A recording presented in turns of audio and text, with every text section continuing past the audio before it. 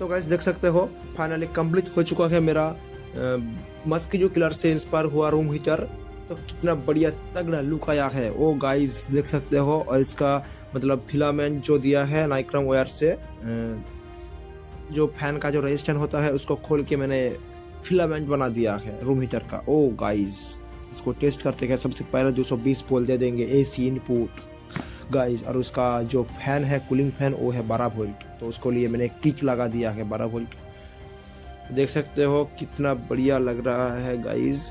और इसको मतलब गर्म हो रहा है तो पकड़ के नहीं रख सकते हैं, इसीलिए हमने निकाल लिया। और अब आपको तगड़ा लुक मतलब दिखने को मिलेगा और आप भी बना सकते हो वीडियो को देखो। तो चलिए इसको 3 पिन सॉकेट में लगा कर देखते हैं। घर में जो इलेक्ट्रिक का बोर्ड होता है वहाँ पर लगा कर देखते हैं। उसके बाद इसका रिव्यू लेंगे। देख सकते हो कितना बढ़िया हवा फेंक रहा है। तो फाइनली लगा दिया है मैंने इलेक्ट्रिक जो बोर्ड होता है स्विच बोर्ड वहाँ पर। तो देख सकते हो मतलब कोई झंझट नहीं है, मतलब अलग से नहीं रखना पड़ेगा।